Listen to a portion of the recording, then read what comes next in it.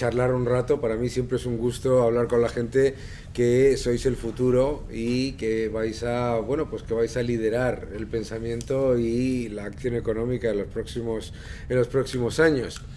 Saludo muy especial para los asientos baratos, que veo que allí están más llenos, ¿no? Que veo que, como cuando estaba yo en la universidad, pues en la parte del frente hay menos gente, en la parte de atrás más. Muy bien, eso no ha cambiado, pero la sociedad ha cambiado mucho y la economía ha cambiado mucho, y también las oportunidades de trabajo y las oportunidades que se generan del proceso de formación. Por lo tanto, yo no voy a dar el rollo. Yo creo que lo que tenemos que hacer es hablar, y me gustaría deciros que no hay malas preguntas, sino solamente malas respuestas. Podéis preguntar lo que os dé la gana, y yo contestaré lo que me dé la gana también, pero que estáis en absoluta libertad y que este rato lo pasemos lo mejor posible, y por supuesto que sea todo lo que queráis, sin el más mínimo problema. No os cortéis ni os preocupéis, que estamos más que acostumbrados a hablar de lo que haga falta, cuando haga falta y cómo haga falta. Así que, oye, adelante, venga, vamos allá con lo que quieras. Pues para romper un poquito el hielo, nos gustaría empezar hablando, ya que estamos en un ambiente rodeado de personas a los que muchos de nosotros nos encantaría dedicarnos al mundo financiero. Uh-huh.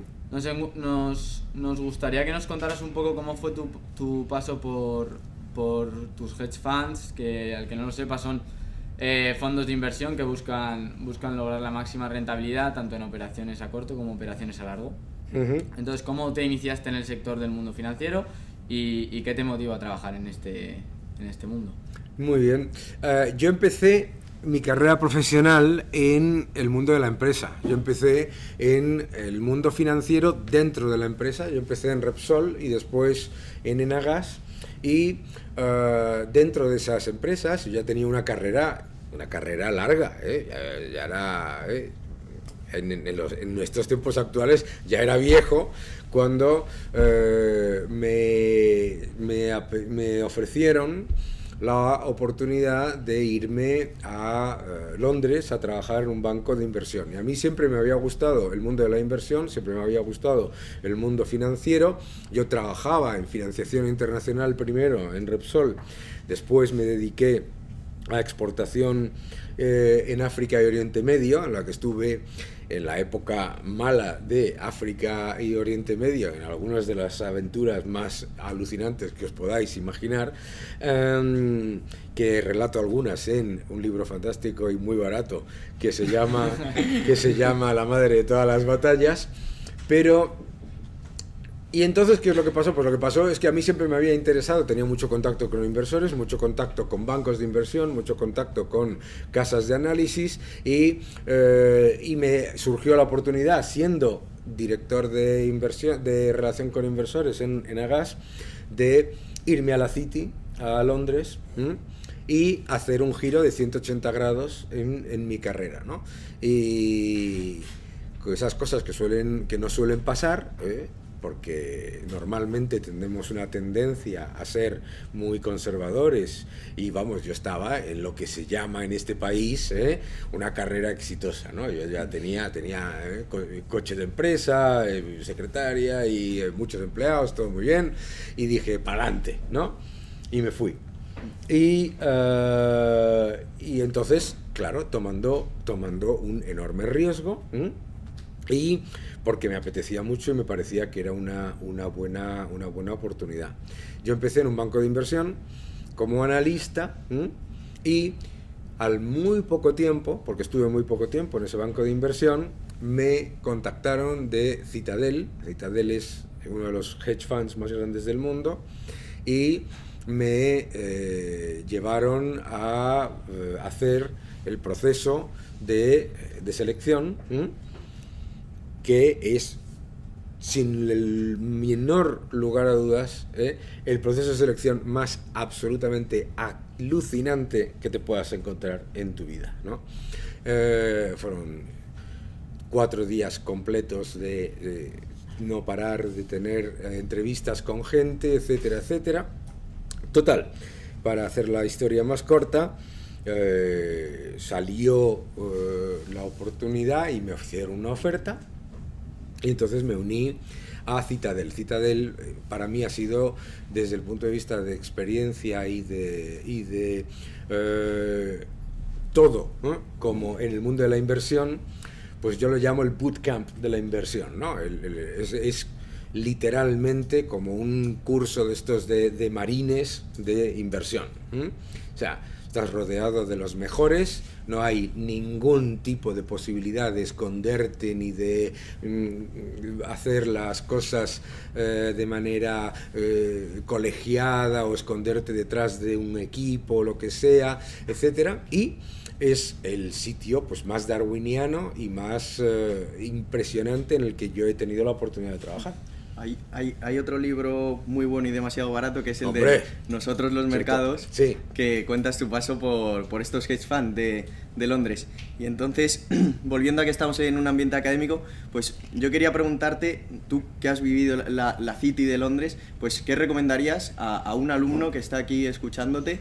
Y, o sea, ¿qué habilidades necesita? Si necesita irse fuera para hacerse un hueco en ese mundo financiero. Y no sé, ya le cae. Primero vamos a contar lo que es la City, por si alguno no lo conoce. La City es un barrio de Londres que está ubicado en Londres y es el distrito financiero de toda la ciudad. Es uno de los centros empresariales más potentes a nivel europeo, y es donde nos comentaba Daniel que había pasado parte de su carrera profesional. La City es una milla cuadrada, que más o menos está en el centro de Londres, pero tiene un estatus diferente al resto de, no solamente de Londres, sino del Reino Unido.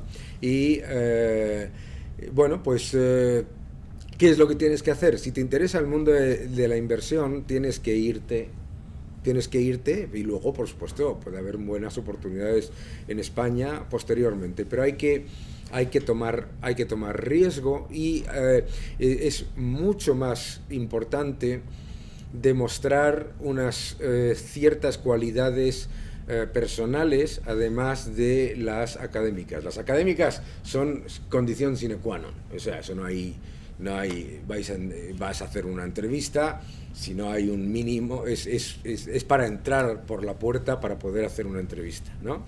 Pero a partir de ahí hay muchas más condiciones en cuanto a capacidad de buscarte la vida por tu cuenta, ¿no? En el mundo académico estamos acostumbrados a tener un cierto nivel de acompañamiento en los objetivos que tenemos que conseguir. Eso no ocurre en la City. Tú llegas al sitio a las 7 de la mañana el primer día, nadie te va a decir, esto es lo que tienes que hacer y cómo lo tienes que hacer, ¿no?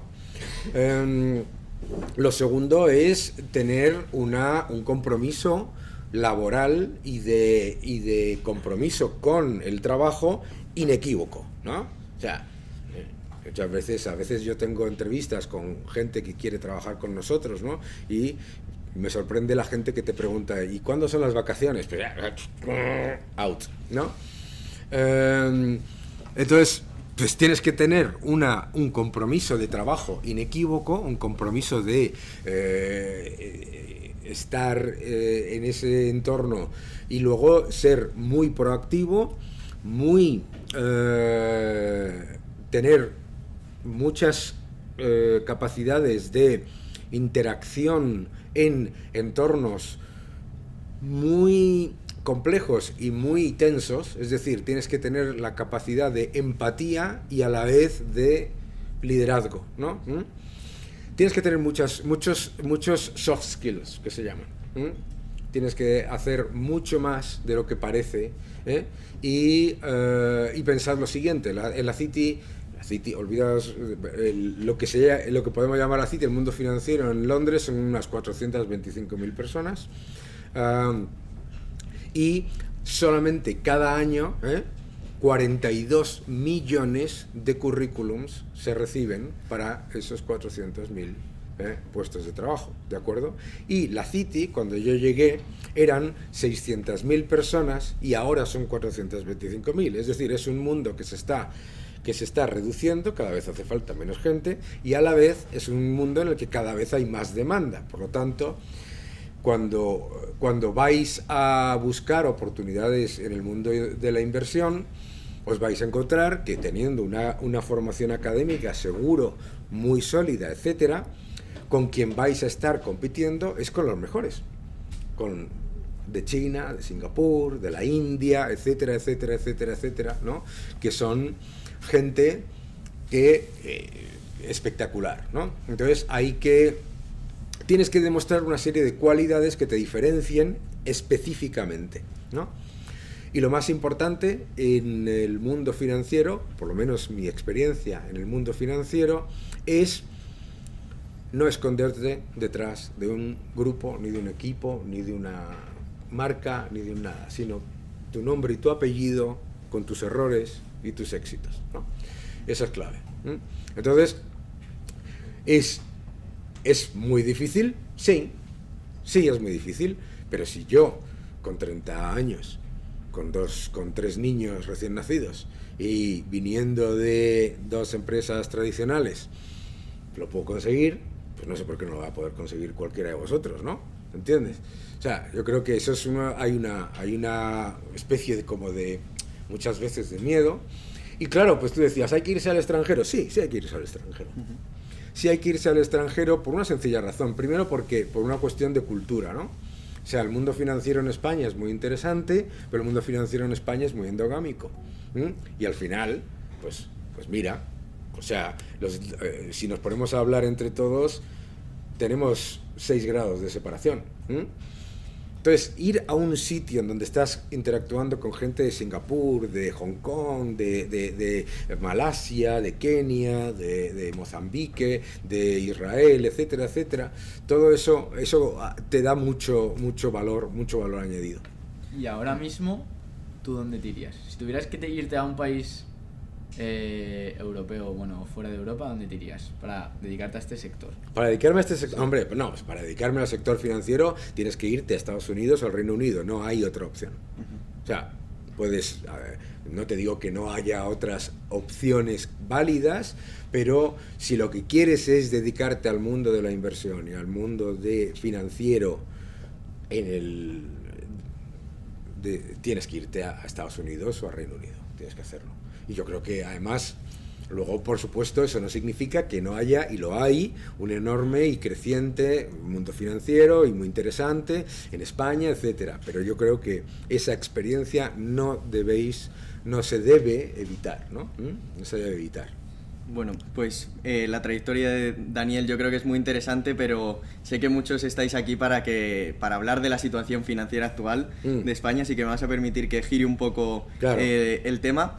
Porque hace 2 semanas muchos de los alumnos que estaban aquí estuvieron en una muy interesante ponencia de Pablo Gil, en el que él comentaba 3 diferentes escenarios de los mercados mundiales para este 2023. Entonces, yo quería acercar esa pregunta un poco más al nivel nacional, esa cuestión al nivel nacional, para que nos digas pues cómo es la situación financiera en España este 2023, a qué problemas nos enfrentamos, si hay posibles soluciones.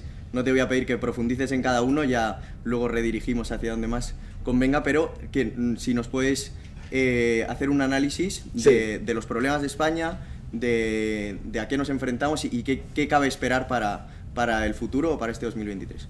Bueno, los problemas de España yo creo que son muy conocidos, ¿no?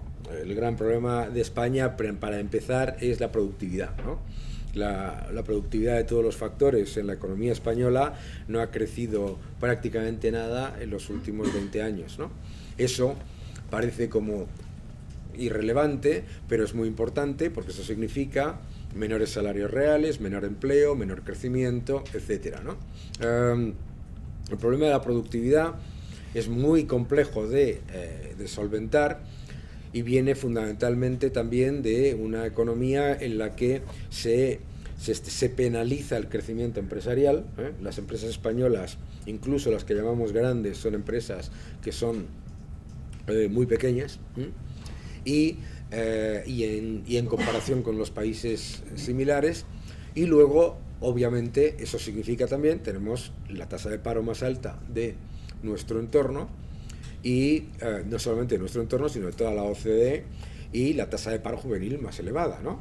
Tenemos unas pensiones muy altas y y eso significa una tasa de paro de juvenil muy alta también. Eso no es muy diferente a lo que era cuando yo salí de la carrera, lo digo porque no os sintáis, digamos, que eso son, oh, qué mal va todo, ¿de acuerdo? Cuando yo salí de la carrera en el año 91, en España había un 20% de paro y se iban a separar los Rolling Stones, ¿no? Ni se han separado los Rolling Stones y sigue habiendo una cantidad de paro tremenda.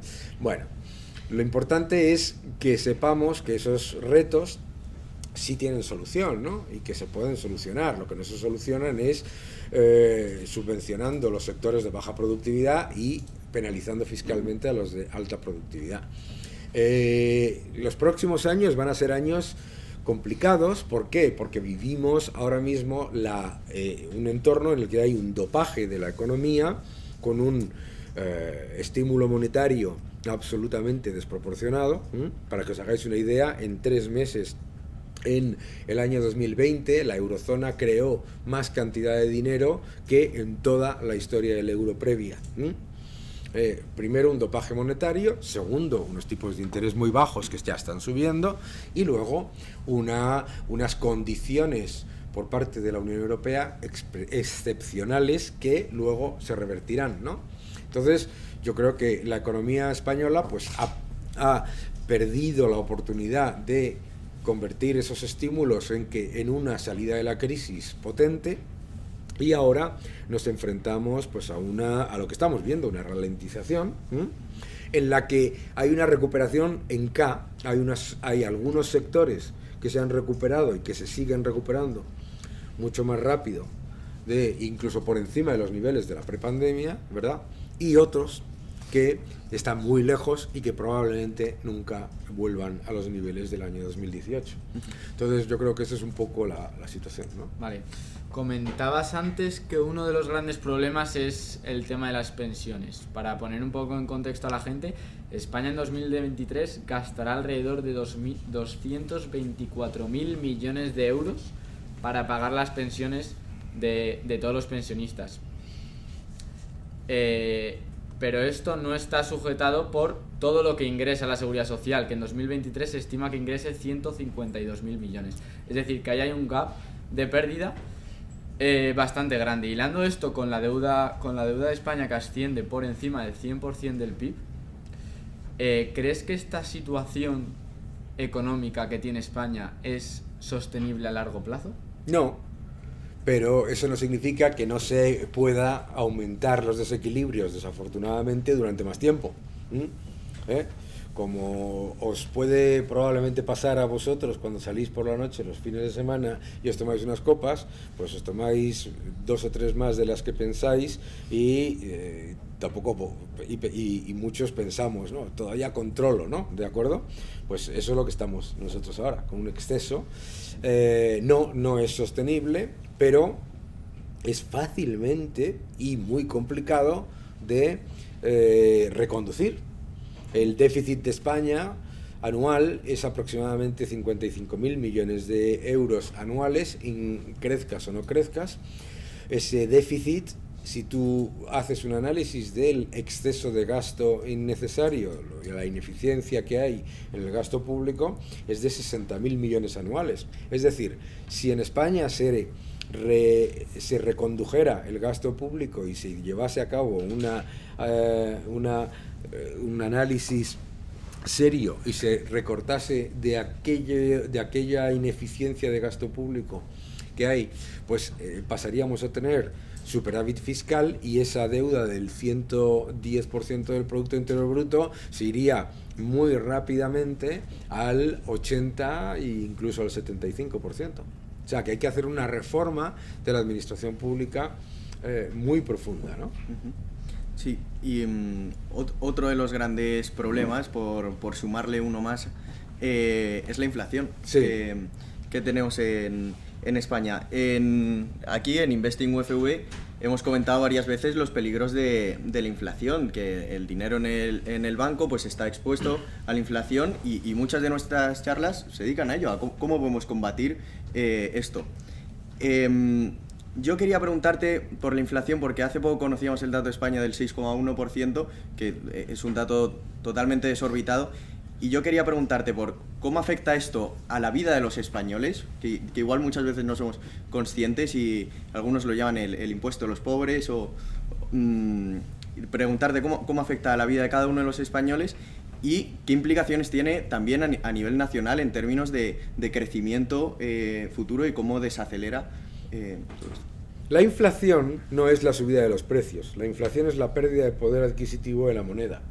Por lo tanto, cómo afecta a los españoles y a cualquier ciudadano es que todo lo que cobras vale menos y todo lo que pagas cuesta más.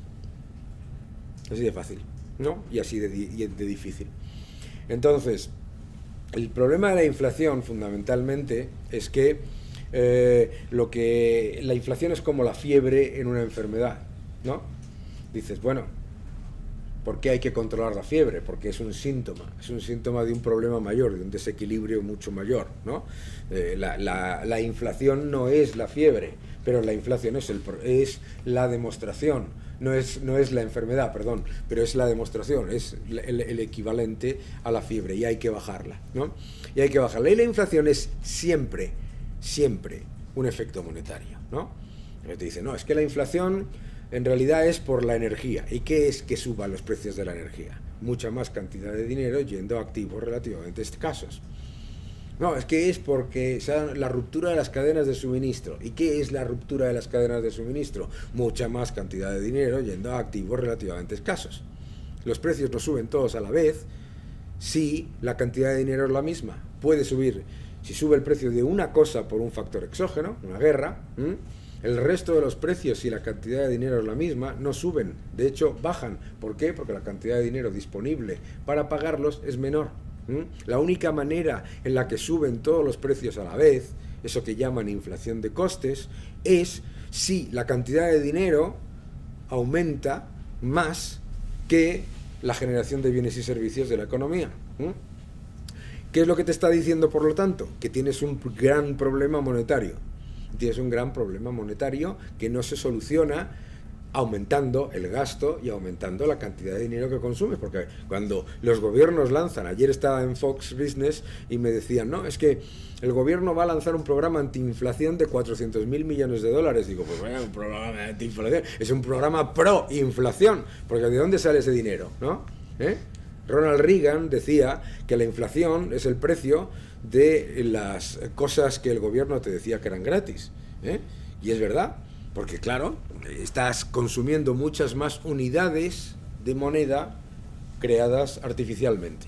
En la eurozona la inflación es alrededor del 9%, y en Suiza, que está al lado y que tiene la misma exposición a Rusia, la misma exposición a las cadenas de suministro, la misma exposición a China que la eurozona, la inflación es del 4%. ¿Por qué la inflación es del 4% en Suiza y la inflación es del 9% en la eurozona? Más cantidad de dinero yendo a activos relativamente escasos. Punto. De hecho, eran la culpa a los pobres de Mercadona. Ahora le echan la culpa a Mercadona. En el año 2021 a los supermercados les echaban la culpa de que bajaban los precios demasiado. No sé si os acordáis. ¿Y por qué pasa esto? La inflación, ¿a quién beneficia? Fundamentalmente a los gobiernos. Los gobiernos recaudan mucho más. Hoy ha salido que el gobierno recauda 9.000 millones adicionales por la inflación solamente por el IRPF, imagínate por el IVA, ¿de acuerdo? Segundo, a los más endeudados. Es decir, es una transferencia de renta de los ahorradores y de los salarios reales a los endeudados, ¿de acuerdo? Y por lo tanto es profundamente antisocial, porque se reduce la capacidad de tomar crédito y de comprar cosas de los que ganan un salario y tienen ahorros, y se rescata artificialmente a los que están demasiado endeudados o a los que están o a los que ya tienen acceso a esos activos. Es decir, la inflación, si yo tengo una casa, el precio de la casa sube, ¿vale? Tú no te la puedes comprar y yo la puedo vender más cara. ¿Entendéis? Es una enorme redistribución negativa de la renta, y por eso se llama el impuesto de los pobres, porque perjudica masivamente a los más pobres, mientras que obviamente los más ricos, el otro día flipé, con todos mis respetos. O sea, Una barra de pan ha subido de 70 céntimos a 1,20. 70 céntimos a 1,20. ¿Me importa a mí? Nada. ¿Le importa a la persona que cobra 1.000 euros? Mucho. ¿Veis? ¿Veis la diferencia? ¿Por qué se le llama el impuesto a los pobres? Y por eso es tan profundamente antisocial, ¿no? Vale. Comentábamos anteriormente que habías trabajado en el principio de tu carrera en empresas tanto energéticas como petroleras. Entonces, actualmente nos encontramos con una política energética a nivel europeo que está transicionando hacia la instalación de energías renovables, pero actualmente nos encontramos en una crisis energética. Entonces, ¿por qué se llega a esta crisis energética y de qué manera España puede transicionar hacia esta economía más verde, más renovable de manera efectiva? No se puede transicionar a una economía verde de manera efectiva porque nosotros tenemos que tener en cuenta algo que no se quiere decir. La transición energética a un modelo, lo que llamamos verde o más renovable, es cara. No pasa nada. En vez de explicarle a la gente que es cara y va a ser cara y lo vamos a tener que pagar, se le está contando a la gente una película que es completamente falsa, que es que las renovables bajan los precios, ¿no? Las renovables bajan los precios. Segundo, que las renovables te reducen la dependencia del exterior. No es cierto, porque vas a pasar de depender de Rusia en gas a depender de China en litio, en tierras raras, en cobalto, en cobre, en etcétera, etcétera, etcétera. Es decir, no existe la independencia energética, pero el problema de la transición energética como se ha diseñado en la Unión Europea, no hay nada malo en la transición energética, ¿no? La transición energética se tiene que hacer de una manera en la que la competencia y la innovación sustituyan por conveniencia y por coste. Es decir, cuando el mundo no empezó a utilizar el petróleo en vez del aceite de ballena por cariño hacia las ballenas, sino porque era mucho más fácil de almacenar, mucho más barato de producir y mucho más conveniente. Punto. ¿De acuerdo?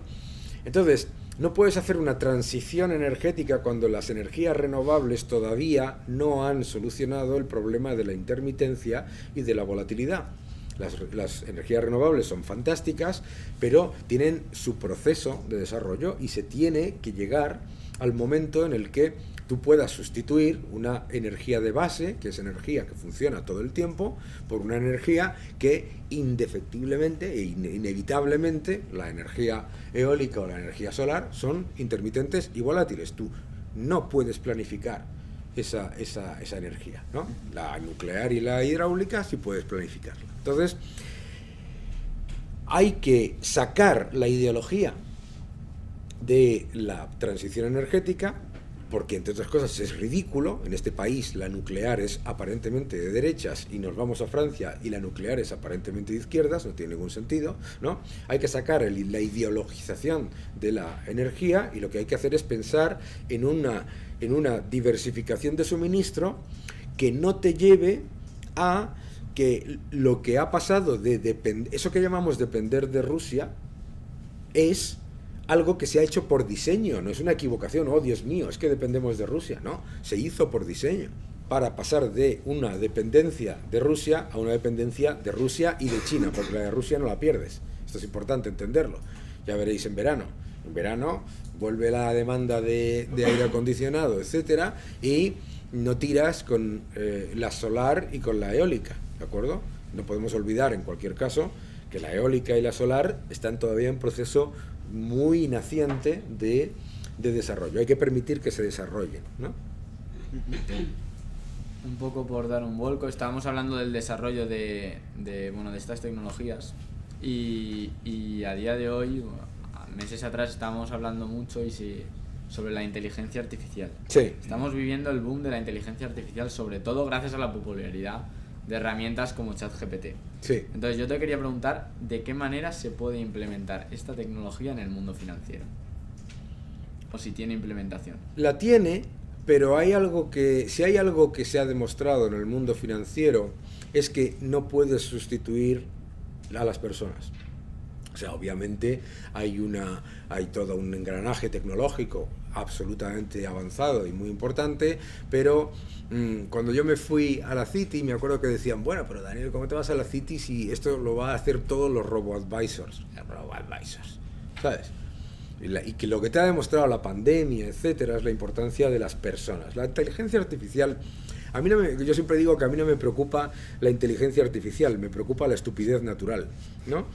Y el problema es que estamos pensando que la inteligencia artificial va a generar una serie de cambios fundamentalmente a negativo, que no es cierto, ¿no? Yo creo que la tecnología no desplaza puestos de trabajo, lo que desplaza son competencias, que es distinto, ¿no? Mi primer puesto de trabajo lo hace este teléfono en una aplicación, ¿no? Eso no significa que yo no tenga puesto de trabajo, no significa que yo no gane mucho más, de hecho, y eso significa fundamentalmente que no tengo que hacer ese trabajo horroroso que yo hacía cuando empecé, ¿sabes? Y la inteligencia artificial va a tener un impacto en el mundo financiero, por supuesto, pero al final ni la inteligencia artificial ni nada puede hacer que cambie algo que se ha intentado negar dentro del debate económico, que es la acción humana, ¿vale? El keynesianismo imperante lo que hace es negar la acción humana y lo modeliza todo, y por lo tanto piensa que los modelos van a explicar todo. Y luego, claro, los modelos fallan más que una escopeta de feria, ¿no? Y te dice Krugman, no me lo puedo creer, nuestro modelo no funcionó. No, es que al negar la acción humana, que es lo más importante en economía, pues te metes en una imposibilidad. Y esa imposibilidad es precisamente lo que la inteligencia artificial, por muy inteligente que sea, no puede sustituir, ¿no? Que es la acción humana. Pues por ir terminando un poco y poder dejar hueco a los estudiantes, que seguro que tienen cuestiones muy interesantes, yo quería terminar conectando esta última cuestión que estás comentando, que bueno, la tecnología está transformando un poco también este mundo financiero. Igual las tareas que tú realizabas cuando entraste en tu primer hedge fund no tienen nada que ver con las que se realizan ahora. Claro. Y esto lo comentábamos al principio con tu paso por los hedge fund. Entonces yo quería preguntarte un poco cómo es ese día a día de una persona que trabaja en un fondo de inversión, hasta qué punto la tecnología ha transformado todo ese sector, porque igual tenemos una visión más tradicional de las tareas que se realizan, y por dar un poco de luz sobre ese tema. A mí me gustaría recordarle a la gente lo más importante. En un hedge fund, en un fondo de inversión, el 90% del trabajo, el 99,9% del trabajo que haces es técnico. Es técnico, no tiene nada. La gente se cree que un gestor se sienta, ¿no? Se va a comer con tiene una reunión con la empresa A, y entonces se sienta así y dice, voy a comprar A. No, eso no ocurre nada, ¿no? Entonces, el trabajo en un hedge fund es absoluta y totalmente técnico. Estás constantemente analizando volatilidad, exposición a factores, exposición a riesgos exógenos y exógenos, volatilidad intrínseca, volatilidad no intrínseca. En un hedge fund normalmente recibes todo el tiempo, en unos sistemas que se llaman barra, ¿no? Recibes todo el tiempo una serie de indicadores de riesgo, de volatilidad, de exposiciones, etcétera, etcétera, que tienes que ir ajustando y todo eso. Y luego no se entra y no se sale como la gente se cree, ¿no? ¿Por qué? Porque el objetivo, para empezar, para que os hagáis una idea, o sea, lo primero que hace que te despidan de un hedge fund es si no eres capaz de que aumente el libro que gestionas. Tontería. Entonces, la idea de que vas a entrar y salir, jamás crecería el libro, la cartera que gestionas. Entonces lo que tienes que estar es constantemente buscando esos factores y el 90% de lo que estás invirtiendo no tiene absolutamente nada que ver con lo que vosotros creéis que se invierte. Vosotros creéis que cuando inviertes en una empresa, pues lo que importa es saber a qué se dedica, cuáles son sus directivos, qué hacen, cuál es su estrategia, qué venden, que eso. Sí, pero eso es el 5% probablemente del terminal value de una empresa, ¿no? Lo que estás comprando son factores exógenos y endógenos, ¿no? Y entonces eso es muchísimo más complicado. Y ya te digo, el 90%... Mira, mucha gente, por ejemplo, ve las películas, ¿no? Y ve open spaces, ¿no? En el que está la gente, todo el mundo chillando y haciendo el idiota por ahí y tal. Eso no ocurre, ¿no? O sea, en Citadel teníamos despachos individuales en el que estaba todo el mundo ahí, y se veían las pantallas y detrás un pelo, si tenías, ¿no? ¿Sabes?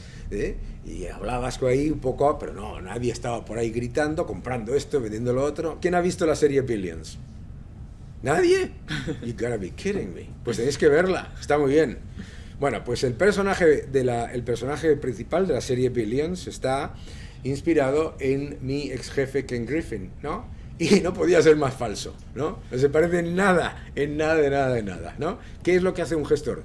24 horas al día pensar en el portafolio. Pensar en la construcción del portafolio, no en me gusta esta empresa porque me cae bien el CEO y todo eso. Eso no es gestión, eso no lo hace nadie, pero no lo hace ni Carl Icahn ni David Ackman. Bueno, pues muchísimas gracias, Daniel. Gracias a vosotros. Ha sido muy entretenido y queríamos dejar este hueco para las cuestiones que tengáis, que seguro son también muy interesantes. Adelante. Así que simplemente con mano alzada vamos pasando a turno de preguntas. Muy bien. Sí. Antes, cuando has comentado lo de la estupidez natural, debido a las... Pero es que casi no se oye detrás. Yo, sí. Levántate. Gracias. Levántate. Antes, cuando hemos comentado lo de las IAs y lo de la estupidez natural, me gustaría saber si consideras que en las generaciones futuras, debido al tema de las IAs y las tecnologías, las generaciones van a ser menos productivas o menos capaces. No. Hay una cosa que suele pasar entre la gente mayor, y yo me encuentro entre ellos, que es que tendemos a decir, es que estas nuevas generaciones no tienen esto, no tienen lo otro. No, las nuevas generaciones, el más tonto hace relojes, ¿sabes? Lo que pasa es que es cierto que con el acceso generalizado a información, ahora mismo, si tú tienes que hacer un estudio o un trabajo para la universidad, o sea, te quiero ni contar lo que teníamos que hacer nosotros, ¿eh? Tenías que irte a las bibliotecas, hacer fotocopias, unas cosas tremendas, ¿no? O sea, lo tienes todo en un clic, ¿verdad?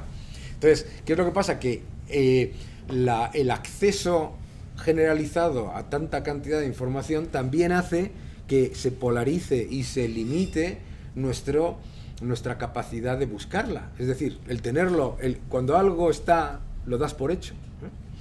Pero eso no significa que las generaciones futuras vayan a ser menos productivas o menos válidas, todo lo contrario. Y sobre todo si en vez de centrarte en tu país o en tu región vas al mundo, alucinas. Pero yo que viajo mucho por África, Oriente Medio, por Asia, etcétera, dices, o sea, en el rato en el que vamos a estar nosotros aquí charlando, 10.000 personas en Asia y Oriente Medio van a entrar en la clase media. Esa gente, o sea, están buscando oportunidades por todos lados y todo eso. No, yo soy todo lo contrario. Yo pienso que las nuevas generaciones van a ser mucho más productivas y mucho más y tienen muchos factores que no teníamos nosotros, ¿no? Que es esa capacidad de interactuar con el resto del mundo, ¿no?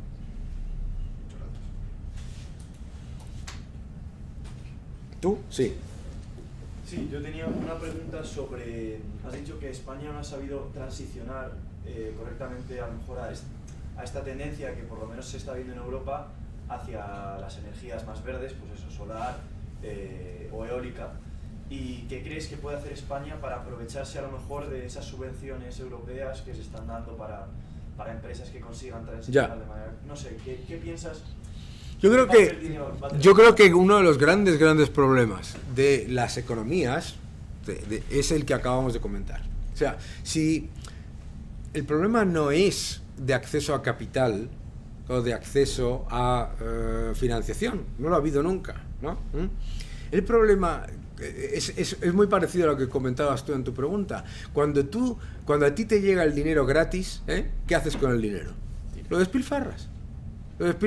Y puedes decir, no, es que esto hay que hacerlo bien, los fondos europeos, con todos mis respetos, no es una cuestión ni de España ni de nada, es los fondos europeos, no tienes ni que romperte la cabeza. El plan Juncker fue un fracaso, el plan de crecimiento y empleo del 2008 fue un fracaso, etcétera, etcétera. ¿Por qué? Porque literalmente... ¿Quién conoce a Chris Rock? ¿No conocéis a Chris Rock? Aquí no tampoco, no conocemos nada. Chris Rock es un humorista norteamericano que dice que para hacer diamantes no hay que dar abrazos a las rocas de carbón, hay que apretar. ¿De acuerdo? Hay que apretar. Y la innovación y el cambio tecnológico y el cambio de patrón de crecimiento y el cambio productivo no viene jamás de la subvención, viene de la destrucción creativa y de la competencia. Jamás ha venido de la subvención, nunca. Entonces, decías tú, ¿por qué no estamos haciendo como la Unión Europea? No, la Unión Europea no lo está haciendo bien. La Unión Europea no lo está haciendo bien. Y el mundo entero, cuando vas por fuera, dice, ¿pero qué están haciendo? ¿Pero qué están haciendo? O sea, dicen, no, vamos a dejar de utilizar coches de combustión fósil en el año 2035. ¿Así? ¿Cómo? No, eso ya lo pensaremos, pero de momento decimos que no lo vamos a utilizar. ¿What? ¿Entiendes? Tenemos un problema en general de decisiones que están tomadas. Fíjate qué curioso, en el mundo tecnológicamente tienes dos gigantes, Estados Unidos y China, ¿no? Estados Unidos es un gigante tecnológico de abajo a arriba, va de garajes en Palo Alto al gobierno, ¿de acuerdo? En China va del gobierno hacia abajo. ¿Pero qué hacen en China? ¿Qué es la gran diferencia? No se va vía subvenciones. Se va vía hacer que el de abajo a arriba esté gestionado desde un control gubernamental, que no es lo mismo que decidirlo desde el gobierno. El gobierno no decide, lo monitoriza. ¿Sabes lo que te digo? No me gusta nada, que quede claro. El problema en la Unión Europea es que va de arriba a abajo y nosotros nos creemos que si no llega de arriba a abajo, entonces no tienes que hacerlo. Vamos a ver, ¿cuál es el problema para invertir en renovables? ¿Cuál es el problema para invertir, para hacer, pues el problema fundamentalmente es regulatorio. Es regulatorio y fiscal. Y bueno, pues los fondos europeos no son la solución. España no es que lo haga mal, es que España, las cosas que llegan de la Unión Europea gubernamentalmente, tiende a todo lo que sea malo lo tiende a hacer inmediatamente y todo lo que es bueno lo tiende a como, ¿sabes? Entonces, cuando dice, no, cuando un país dice, vamos a reducir las nucleares, dice, venga, vamos a hacerlo. Y dice, espérate un momento, pero vamos a buscar cuál es la alternativa. Ninguna, pero vamos a hacerlo. No, entonces, yo creo que tenemos un problema en general de dirigismo. Y el dirigismo no está funcionando porque la Unión Europea piensa esto. En el mundo, en Estados Unidos, en el S&P 500, el 30% son gigantes tecnológicos. En el Stoxx 600, en Europa, el 4% son empresas tecnológicas. Y podemos debatir, si queréis, si son empresas tecnológicas o distribuidoras de tecnología, que no es lo mismo. ¿Sabes? Entonces, tenemos un problema de incentivos y tenemos un problema de desincentivos. Que es que dices, yo no entiendo eso de que la gente diga, no, es que la razón por la que no se implementa el vehículo eléctrico es porque el PERTE del vehículo eléctrico no sale adelante. Qué tontería. Pues si hay 93 trillones de dólares dispuestos a invertir en innovación, tecnología, etcétera, etcétera, etcétera, en todo el mundo, ¿no? Yo creo que es un problema muchas veces de pensar, bueno, es que si no lo dice el burócrata de turno, entonces no se puede hacer. No estoy de acuerdo, ¿no? ¿Hay alguna otra pregunta aquí? Sí. Ha dicho usted antes que su trabajo requiere de estar 24/7 informándose y quería preguntarle cuál es su forma de adaptarse a los cambios, de informarse en su día a día y para eso, para tomar decisiones financieras. Cuando yo llegué a Citadel tuve un shock nervioso, porque yo pasé de cubrir 20 empresas a 1200 en 24 horas. ¿Y qué es lo que te suele pasar? Que dices, joder, tengo que tal, todas las presentaciones estratégicas, todas las noticias, todo esto, tal cual, no sé qué, no sé cuántos. Lo primero que tienes que hacer es rechazar lo que llamábamos el ruido blanco. Es toda esa cantidad de cosas que crees que son eso que se llaman los fundamentales y que no hacen absolutamente nada sobre un valor, ¿no? ¿Por qué? Porque te das cuenta además cuando dices, no lo puedo entender, si acabo de leer en el Confidencial o en el Economista o en el Español que esta empresa ha ganado mucho dinero y está cayendo un 7% en bolsa, ¿no? Pues porque esa noticia es irrelevante, ¿vale? ¿De acuerdo? Entonces, primero, lo que tienes que hacer es rechazar todo el ruido blanco, que es muchísimo. ¿Por qué? Porque como tú estás en la parte compradora del mercado, tú eres comprador y todo el resto es vendedor. Los gobiernos venden bonos. Las empresas venden acciones y bonos. Los bancos de inversión venden advisory y recomendaciones. Entonces, lo primero, el banco X recomienda comprar, me importa 3 narices. El banco X y recomienda vender, me importa 3 narices. Es decir, primero quitas eso. Eso ya, oye, ya te deja dormir. Eso ya te deja dormir, porque no sabes la cantidad de cosas que tienes ya inmediatamente que dejar de leer.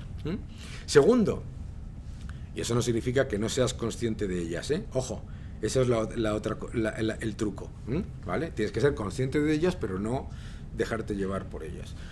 Y después lo que tienes que ser es saber exactamente qué es lo que realmente mueve tu cartera, ¿de acuerdo? Por ejemplo, lo habrás escuchado estos días muchísimo. No, porque es que tal, la guerra, porque no sé qué, porque es que las tensiones en tal y cual, bla, bla, bla, bla, bla, bla, bla, bla, bla. Aparece Jerome Powell, sube los tipos de interés 20 puntos básicos, 50 puntos básicos y se te pega una piña a la cartera de 3 puntos porcentuales.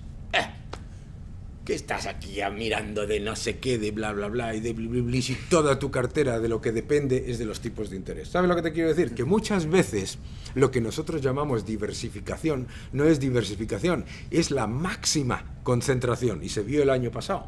¿Sabes? Toda la gente que pensaba, no, yo tengo una cartera muy diversificada, tengo renta variable, tengo bonos, eres un cenutrio. Depende, ¿sabes? ¿Por qué? Porque es exactamente lo mismo.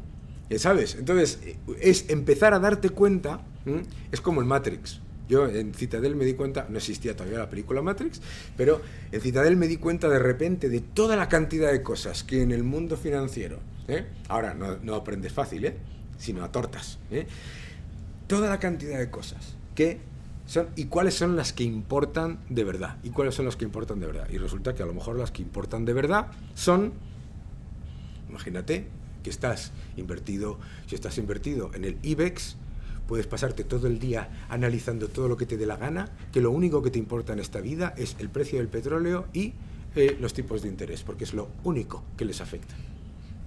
Sube el precio del petróleo, sube el IBEX, suben los tipos de interés, sube el IBEX. Punto.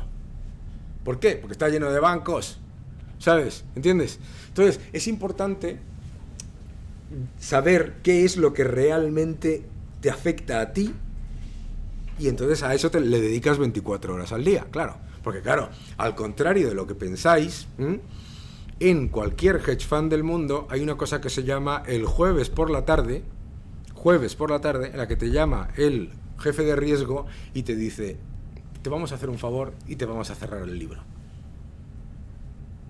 Y esa llamada no la quieres recibir, ¿sabes? Porque detrás vas tú, claro, ¿entiendes? ¿Sabes? O sea, piensa que en Citadel nos dieron un reloj si durabas 2 años. Ojo, ¿sabes? Que es muy importante darte cuenta de qué es lo que realmente afecta a tu cartera, ¿sabes? Yo veo mucha gente que se pasa horas y horas y horas y horas y horas leyendo cosas que no afectan en nada a su cartera y mientras tanto no le prestan ninguna atención, ¿sabes? Y ese concepto de los fundamentales, cuidadín con él, que es la excusa más fácil de los inversores para equivocarse. De todos nosotros, ¿eh? Sí.